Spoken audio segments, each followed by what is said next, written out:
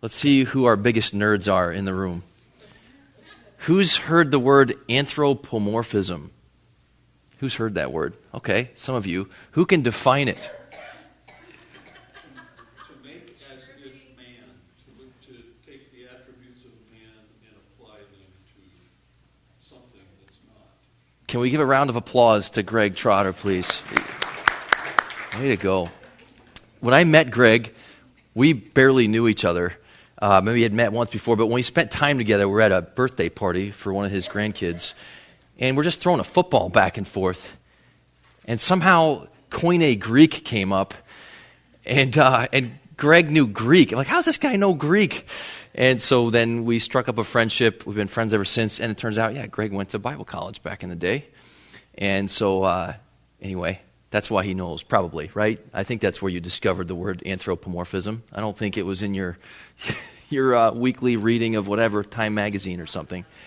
You're just talking about last night? Yeah, I'm sure. Yeah. It comes up all the time. It's a household term for Greg and Laura. So it's a way that God takes something that may be unclear to us and makes it more clear. Something that could be abstract about God's character and makes it more concrete. Okay, so when the Bible refers to God as having a face or eyes or an arm or a hand, it's an anthropomorphism. It's speaking of God in terms we can understand as if he has human form. It's a literary device. And so when we talk about God's saving hand, this is God communicating to us something about himself and his involvement in our lives and his power in our lives. And what we're going to do is this. We're going to go from the topic of the hand of the Egyptians to the hand of Moses. We're talking about Moses' hand because that is mentioned in the text as well. And then finally, we're going to look at God's hand, God's saving hand. So we're going to end up in chapter 6. But first, I want you to turn back to Exodus 3. We were there before. It was quite a while ago now. We're not moving quickly through this book, which has been fantastic from my perspective. And it doesn't matter what you think because I'm in charge. I get to dictate how fast we go through it. But Exodus 3, describing the affliction of God's people. It says this in verse 8. This is God speaking. He says, I have come down to deliver them, that is, to deliver my people from the power of the Egyptians. And depending on what translation you have, there may be a little footnote there that points you to the margin. And that word power is literally in Hebrew the word hand. God says, I'm coming to deliver you from the hand of the Egyptians. Now, I know we've kind of beat this to death, but important to remember what was happening. What were the Egyptians doing to the Israelites? Well, they were basically oppressing them. The Israelites were slaves. They were having to work really hard. And we looked at recently how not only were they having to work hard, but when Moses and Aaron approached Pharaoh to tell him to let the people go and spend time with their God in the wilderness, Pharaoh became furious and said, you know what, not only are you going to work hard, but we're going to add to your work quota. The amount that you have to produce is going to be even higher now. You just earned yourself a whole lot more work, a whole lot harder work. So it involved enslavement. They literally have no rights anymore. Whereas previously they had freedom, they had their own land, they were prospering there in Egypt. Well, now that was all stripped away from them and they're simply slaves, powerless, without really any possessions. And we talked about how Pharaoh was so devious that he actually planned to kill any of the sons born to the Hebrew families. I mean, he was so obsessed with protecting his power. Therefore, the Israelites were living in fear, and rightfully so. That's the situation. They're stuck. There's nothing they can do. As we've said over and over again, they're a bunch of powerless slaves. They're not trained in terms of military strategies. They don't have any weapons. And they're being controlled by one of the, if not the most powerful and advanced militaries in those days, the Egyptians. And nothing they can do to free themselves. And God uses this term hand to describe the Israelites being in the hand of the Egyptians. Overpowered, dominated by the Egyptians. That's the picture God paints with that word hand. As I've said many times, and this is vitally important, as we think about our lives today, thousands and thousands and thousands of years later, how do we understand enslavement today? Well, we're not enslaved to some enemy nation, at least not at the moment. So how do we think about this? Well, this is all a parallel to the kind of enslavement we experience under the power of the evil one, the devil and his lies, his deception. We've said over and over again that it's the power of the devil. It's the power of self. It's, to use the language of the New Testament, it's the world, the flesh, and the devil. These are the threats. These are the realities in this universe which endanger us. And what is underneath it all? One lie. Here it is. God is not enough for you. Maybe we could expand it a little bit. God, who He is, and what He's given you is not enough for you to live. If the Israelites were beholden to the Egyptian rulers for their livelihood, physically speaking, we tend to believe that we need something in this world for our livelihood, spiritually speaking. We're enslaved to that lie which says, and it goes right back to the Garden of Eden, God is not enough for you. God and what He's given you in this physical, material world is not enough for you. You need more.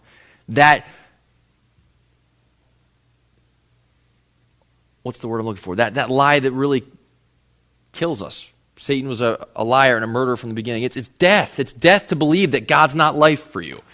The only other option is death. That's why God says, in the day you eat that fruit, you will surely what? Die. We are stuck in death. Apart from God's saving hand, we're stuck in death. If you look ahead at chapter 3, verse 19 and 20, the word hand appears there again. It says, I know the king of Egypt will not permit you to go, except, in my translation, it says, except under compulsion. But literally, it's except by a mighty hand. In the next verse, so, God says, I will stretch out my hand and strike Egypt with all my miracles, which I shall do in the midst of it, and after that He will let you go. You see, God's saying, look, I'm going to overpower the hand of Pharaoh by means of my mighty hand. He says, look, Hebrews, this is your only hope for rescue. This is your only hope for liberation. My hand is going to come and deliver you. So that's going to be a little foreshadowing to where we're going later. But He's going to do it through a human mediator. So we have the Egyptians' hand, the fact that they're overpowering and dominating the Israelites, and then we have the fact that God has established, or God has planned to bring about this deliverance by means of or through a human mediator, namely Moses. So now jump ahead to chapter 4. And you know how the back and forth has gone between God and Moses, where God says, Moses, this is the plan, this is what you're going to do, you're going to go speak to Pharaoh, and Moses keeps saying over and over again, hey, you got the wrong guy, no thanks. Tell you what, why don't I just sit back here on the sidelines, you go take care of that. And He's even said at one point, He says, hey, do this by the hand of whomever you will. Basically, go send someone else. And there too, He says, hey, do it by the hand, literally the hand of someone else. Which speaks to how Moses is thinking about this. Like the rest of us, he's first thinking of human power, human ability. Interesting. And I think God has a way of showing Moses it's not up to human ability. And we're going to see it here in chapter 4. So in chapter 4, look what it says in verse 1. Then Moses said, hey, look, if I go, what if they will not believe me or listen to what I say? For they might say, the Lord has not appeared to you. The Lord said to him, what is that in your hand? He said, a staff. Then He said, throw it on the ground. So he threw it on the ground, it became a serpent, and Moses fled from it. But the Lord said to Moses, stretch out your hand, there it is again, and grasp it by its tail. So he stretched out his hand and caught it, and it became a staff in his hand. That they may believe that the Lord, the God of their fathers, the God of Abraham, the God of Isaac, and the God of Jacob, has appeared to you. The Lord furthermore said to him, now put your hand into your bosom. Actually, stop here for a minute. So let's just take the first sign, okay? He has a staff in his hand. God says, throw that down. He throws it down, turns it into a serpent. Well, who was responsible for that? Who caused that thing to turn into a snake? Moses? God caused that to happen, obviously. It's a miracle. And He says, all right, now you reach out your hand, grab it by the tail, and as soon as he does that, it becomes a staff in his hand again. So at this moment, God is mediating this miracle through a man, isn't He? He's using the literal physical hand of Moses to grab his thing. Moses, we said he's kind of approaching 80 years old at this point. Okay? Well, notice the next sign. Lest Moses somehow think this has something to do with his hand, notice the next sign. Verse 6. The Lord furthermore said to him, now put your hand into your bosom. We keep laughing in our men's groups about that word bosom. But anyway, it's kind of like tuck it in, the way the clothing they would wear in those days, a robe, tunic of some kind. Hey, tuck your hand in there. So he put his hand in, and when he took it out, behold, his hand was leprous like snow. I mean, leprosy would render a hand disabled. It's a disease that affects the nervous system. And sometimes can involve severe disfigurement and discoloration, which is why he says white like snow. Here's the picture. Any strength you have in that hand, if God wants, it can be rendered completely disabled, useless, powerless, worthless. And he tells him, hey, stick it back in there and pull it out, and he does, and that time it's restored. Now, this is to be a sign to the Israelite elders. It's to be a sign, it seems like to be a sign to Pharaoh, although if you read on here in Exodus, it's not recorded at least that Moses ever performs this sign of leprosy. It doesn't happen from what I've read so far, unless it's later in the book. I don't think it is. It's certainly not when he first meets with Pharaoh. The serpent, that you see that occurring, but you don't see this one. So what is going on here? I think at least in part what's happening here is God is sending a message. Even as we read this today, hey, look, this deliverance, I may be mediating it through a human being, but this has nothing to do with the power of a human being. God gives and takes away the power of human beings constantly. I was in the hospital recently visiting with Patrick, wherever he is. He might be up top there. I mean, walk through the hospital, and you're reminded just how strong we are, how quickly that can be taken away. I mean, it's a profound statement of the reality of human limitations, human frailty. And it's one of the signs. And he goes on to say there's this other sign about turning the water to blood, and we'll see that as we look in future weeks at latter passages of Exodus here. But for now, it's this really important message, okay? Where God is making it really clear, though I'm using human means, this thing is not riding on or depending upon those human means. It's not. It's a good thing it's not. It's a good thing. So jump ahead now to chapter 6 again. Let me take that back. The end of chapter 5. Go to the end of chapter 5. Let's just remember the context before we get into 6. We're going to talk about God's hand now, okay? But remember the context. Last week, the passage we looked at in chapter 5 highlighted Pharaoh. And it was where Pharaoh was telling the Israelites, hey, work harder. You're lazy. That's the only reason you're asking for this holiday to go celebrate your gods, because you want time off. Not a chance. Get back to work. And then the elders of the Israelites, or rather their foremen, went before Pharaoh to plead with him for mercy, to say, hey, look, this is unfair. We can't possibly keep up with this quota.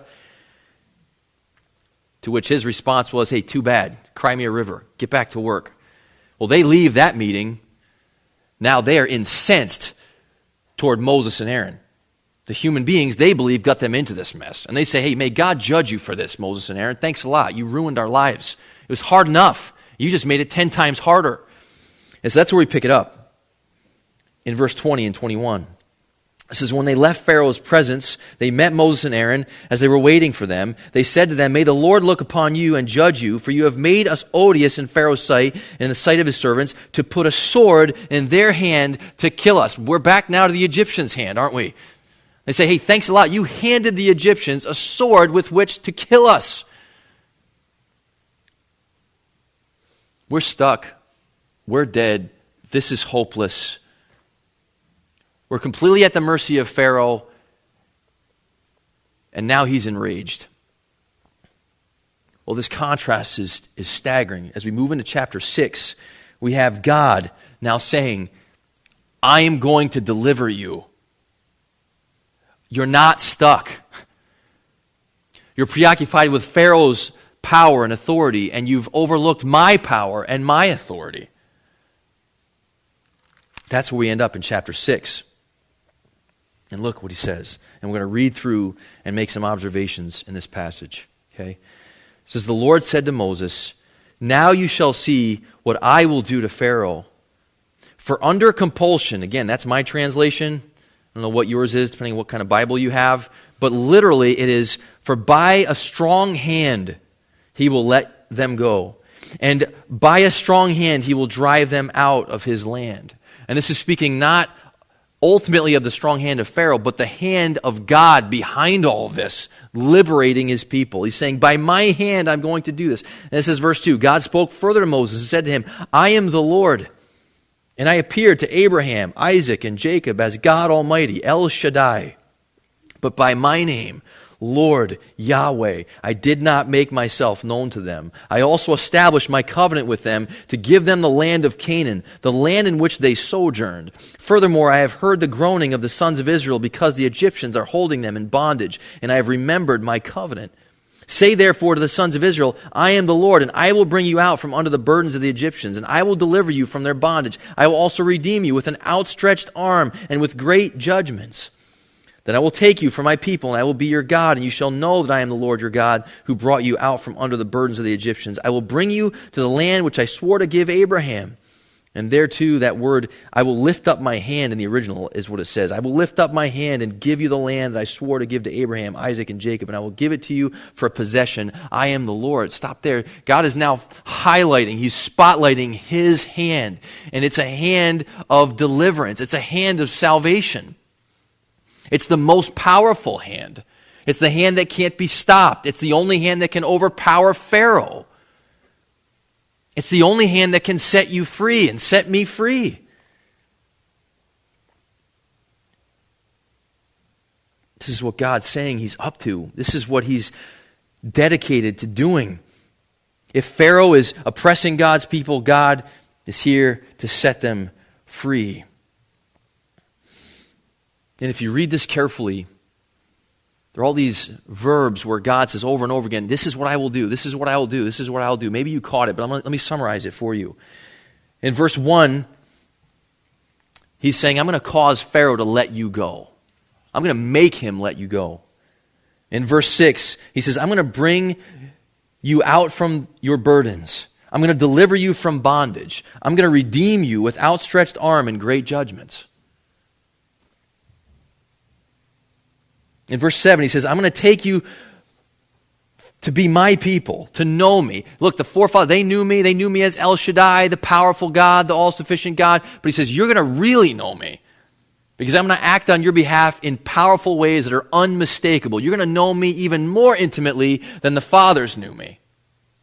You're going to know my name. You're going to know that I'm the I am God, who was, is, always will be, cannot be denied, cannot be overpowered, cannot be defeated. I'm that God, and I'm that God for you.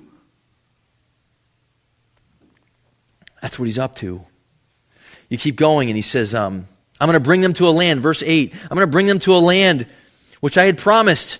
I'm going to give it to you as a possession. You're going to live there. You're going to thrive there. You're going to flourish there. You're going to have everything you need, milk and honey and everything else just going to be given freely as a gift to you, a gift of grace. It's going to be all yours because I'm giving it to you.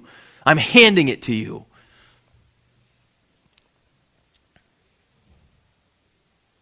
Now Moses' response, like our response, is questioning. And even look at verse 9. So Moses spoke thus to the sons of Israel, but they did not listen to Moses on account of their despondency and cruel bondage. So they say, hey, look, thanks for the nice sentiments here, but hey, we're dying. We're suffering. So they don't want any part of it at this point. They're not even listening to Moses. So now the Lord spoke to Moses, verse 10, go tell Pharaoh, the king of Egypt, to let the sons of Israel go out of this land. But Moses spoke before the Lord, saying, behold, the sons of Israel have not listened to me. How then will Pharaoh listen to me? For I am unskilled in speech. And the Lord spoke to Moses and to Aaron and gave them a charge to the sons of Israel and to Pharaoh, king of Egypt, to bring the sons of Israel out of the land of Egypt. He keeps persistently saying, Moses, just do it. Go tell them. This is what you're going to tell them. Tell them, let my people go. And Moses, like us, is like, are you serious? I mean, this isn't working out here. I can't do this. This is a fascinating, we won't go into this now, and we may at some point, we may not, but literally I am uncircumcised in lips. And if you go back, it kind of has this idea of, probably refers to some extent to his lack of confidence, his ability to speak, because he's mentioned that earlier. But it also seems like it has something to do with, hey, I'm not even the right guy in terms of my set apartness for you, God. Like I've proven myself to not even really be worthy of belonging to you in one sense. I think that's partly what he's saying too. You couldn't have picked a worse guy for this. I really believe that's what he's saying. And God says, hey, you let me call the shots here. This is what's going to happen. This is what you're going to do. In between, I'm not going to read this. I'm going to skip over it. For one thing, the names are hard to read. For another thing, it's a lot of details that we don't need to. But there's a genealogy in between. Verse 14 that proceeds for many verses. And the point of that is, especially for readers of that time, to establish, to verify Moses and Aaron's connection to the Levites, to the line of the priests. Okay, that's kind of what that's there for. We're going to bypass that. You're welcome to go and pick up a commentary and study that as much as you want, to your heart's content, but we're not going to unpack that, okay? So jump ahead, verse 28 through 30. Now it came about in the day when the Lord spoke to Moses in the land of Egypt, that the Lord spoke to Moses, saying, I am the Lord, speak to Pharaoh, king of Egypt, all that I speak to you. But Moses said before the Lord, behold, I am unskilled in speech. There it is again. I am uncircumcised in lips. How then will Pharaoh listen to me? God, this isn't going to work. Let's go a little farther. Just into chapter 7, verse 7. And notice here, God more and more just speaking these promises. The Lord said to Moses, see, I make you as God to Pharaoh, and your brother Aaron shall be your prophet. You shall speak all that I command you, and your brother Aaron shall speak to Pharaoh, and he let the sons of Israel go out of his land. But I will harden Pharaoh's heart. So here's another thing. He says, I'm going to harden his heart, that I may multiply my signs and my wonders in the land of Egypt.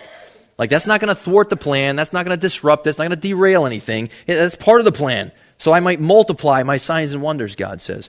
When Pharaoh does not listen to you, verse 4, then I will lay my hand on Egypt and bring out my hosts, my people, the sons of Israel, from the land of Egypt by great judgments. The Egyptians shall know that I am the Lord when I stretch out my hand on Egypt. There it is again, by the way, when I stretch out my hand on Egypt and bring out the sons of Israel from their midst. So Moses and Aaron did it as the Lord commanded them. Thus they did. Moses was 80 years old and Aaron 83 when they spoke to Pharaoh.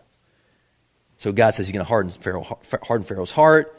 He's going to lay his hand on Egypt, bring his people out in order to reveal himself, in order to reveal his power. He's doing it all in a way that is unmistakable, shows his glory, his singular glory. He's doing it without any human power, any human help. It is God making it really clear that it is his hand that delivers his people. It's his saving hand. No other power in the universe can accomplish this. Only God's. It's fascinating. Later in Deuteronomy, let's turn there actually. Turn to Deuteronomy 8. Deuteronomy 8. Which speaks of the time when the Israelites end up in the promised land and have the riches that are promised to them. And I want to show you what God says he wants them to remember in that time. Deuteronomy 8, verse 11 through 17. He says, beware that you do not forget the Lord your God by not keeping his commandments and his ordinances and his statutes, which I'm commanding you today. Otherwise, when you have eaten and are satisfied, and have built good houses and lived in them, and when your herds and your flocks multiply, and your silver and gold multiply, and all that you have multiplies, then your heart will become proud. And you will forget the Lord your God who brought you out from the land of Egypt, out of the house of slavery. He led you through the great and terrible wilderness with its fiery serpents and scorpions and thirsty ground where there was no water. He brought water for you out of the rock of the flint. In the wilderness he fed you with manna, which your fathers did not know, that he might humble you and that he might test you to do good for you in the end. Otherwise, here it is, you may say in your heart, my power and the strength of my hand made me this wealth. You see that?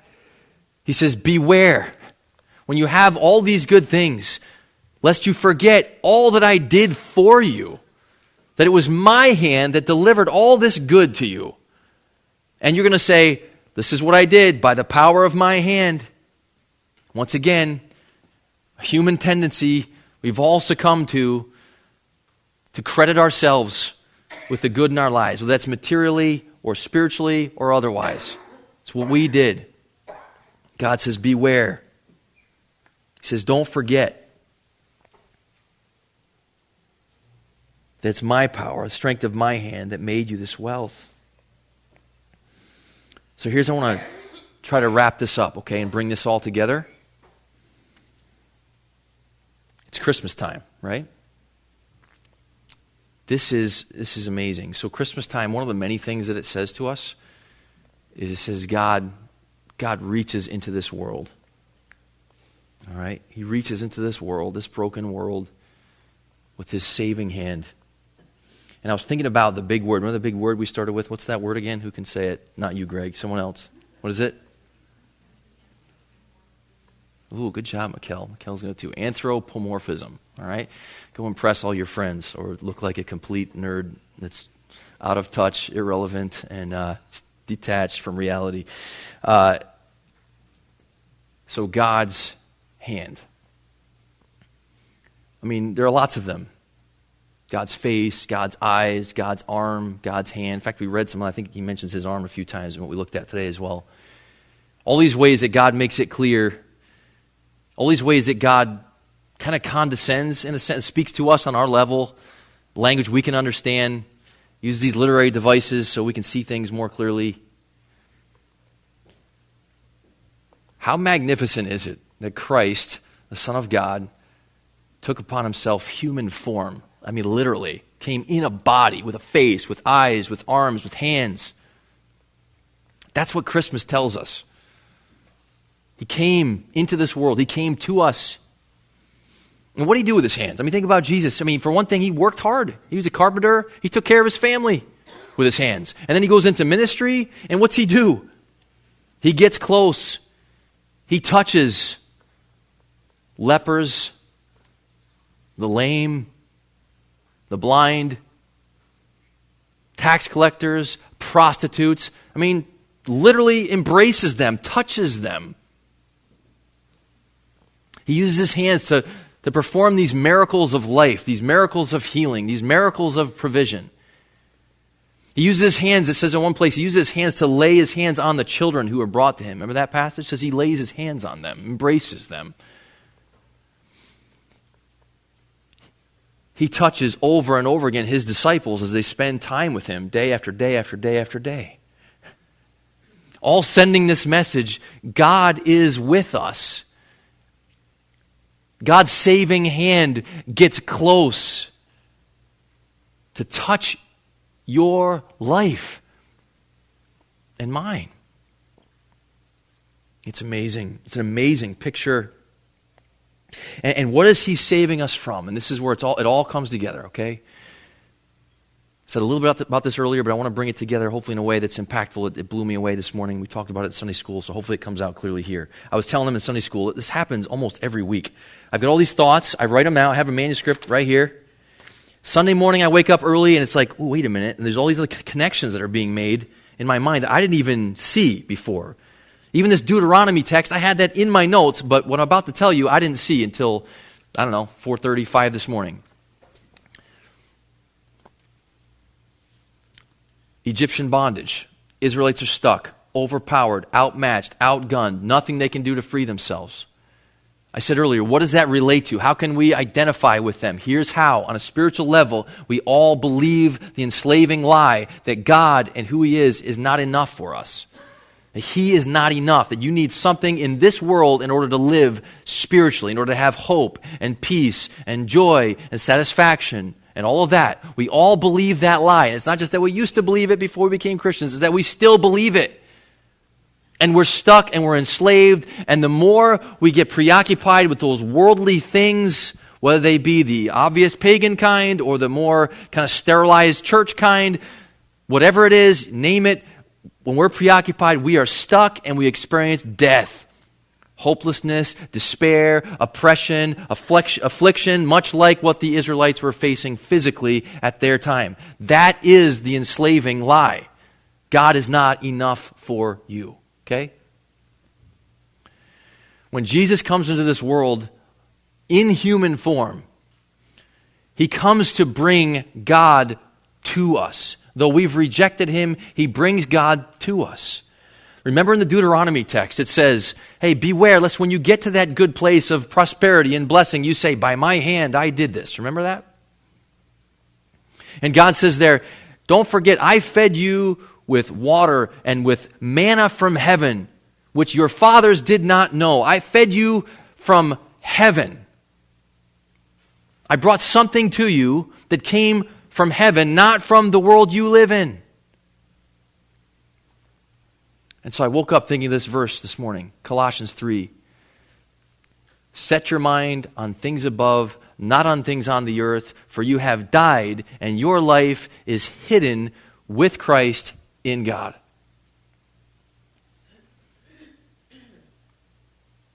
You know what that text is saying to us?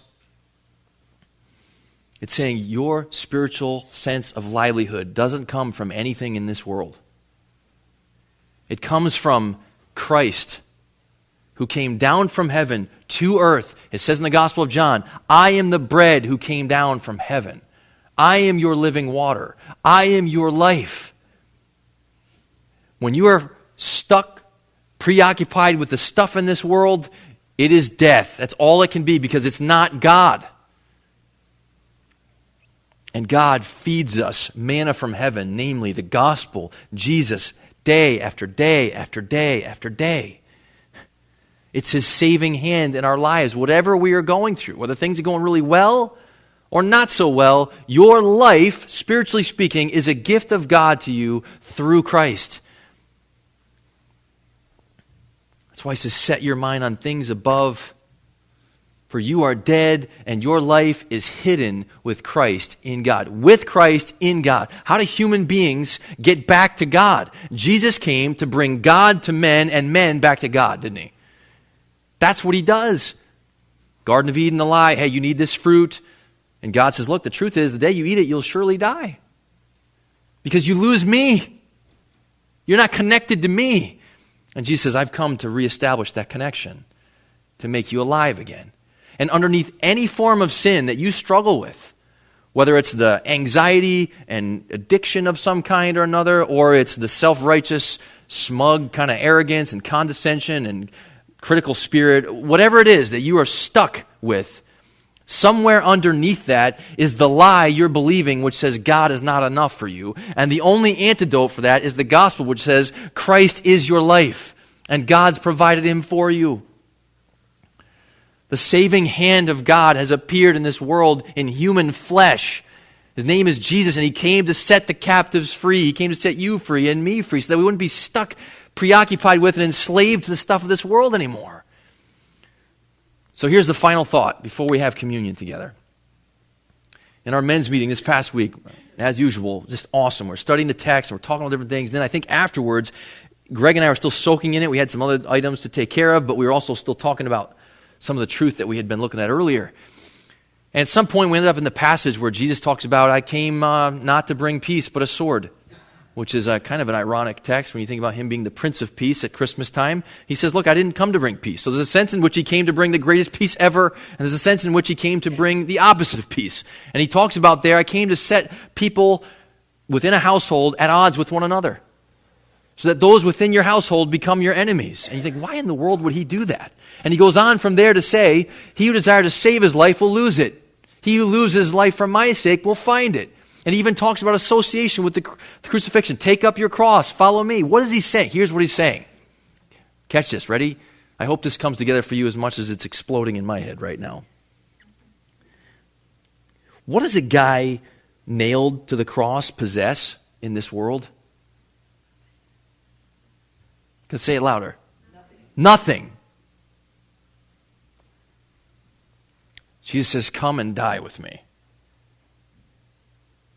Accept the fact that you have nothing. That you don't really possess anything in this world. You don't possess a spouse. You don't possess your kids. You don't possess your car, your house. You don't possess your reputation. You have nothing. He says, come die with me and come live with me. That's where you are free. It's the only place you're free. And Jesus came to give that to you.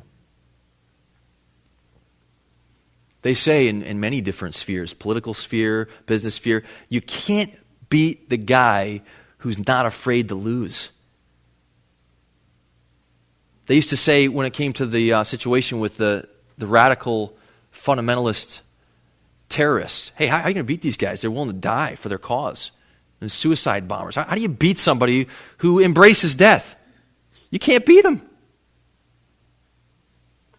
In a much better way, Christ says, hey, come and lose. Come and die, and you'll live. That's where Paul says, I am crucified with Christ. Nevertheless I live, yet not I, but Christ lives in me.